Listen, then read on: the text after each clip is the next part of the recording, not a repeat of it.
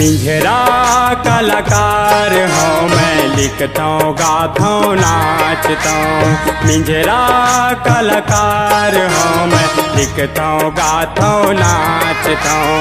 मंच में सब तेरी बात ला रख के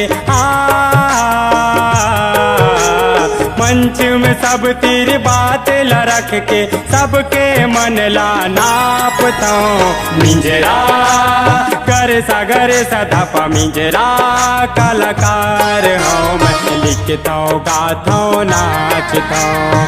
मिंजरा कलाकार हूँ मैं, लिखता हूँ गाता हूँ नाचता हूँ।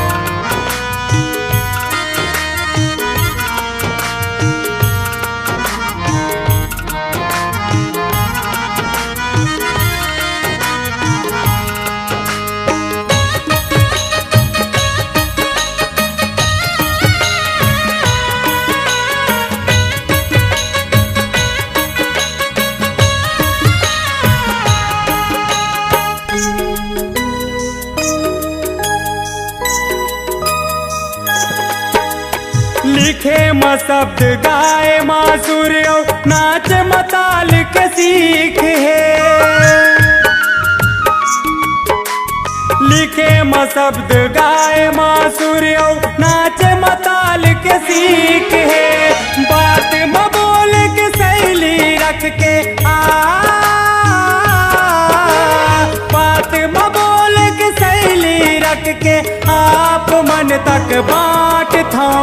मिंजरा गर सागर सधा मिंजरा कलाकार हूँ मैं, लिखता हूँ गाता हूँ नाचता हूँ। मिंजरा कलाकार हूँ मैं, लिखता हूँ गाता हूँ नाचता हूँ।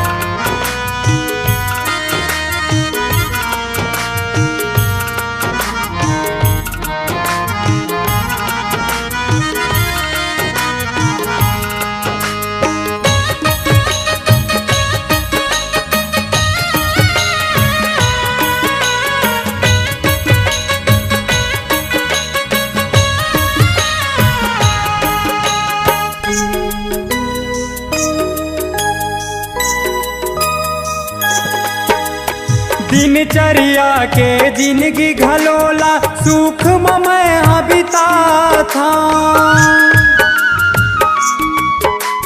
परो धर्म उपकार मान के सबके सेवा बजा था। गिरेला उठाता मैं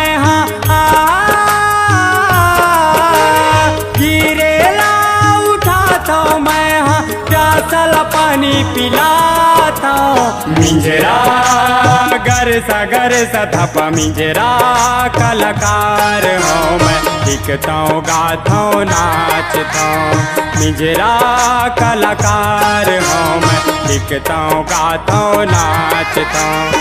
मंच में सब तेरी बात ला रख के मंच में सब तेरी बात ला रख के सबके मन ला नापता हूँ। मिंजरा कलाकार हूँ मैं, लिखता हूँ गाता हूँ नाचता हूँ। मिंजरा कलाकार हूँ मैं, लिखता हूँ गाता हूँ नाचता हूँ। मिंजरा कलाकार हूँ मैं, लिखता हूँ गाता हूँ नाचता हूँ। मिंजरा कलाकार हूँ मैं, लिखता हूँ गाता हूँ नाचता हूँ।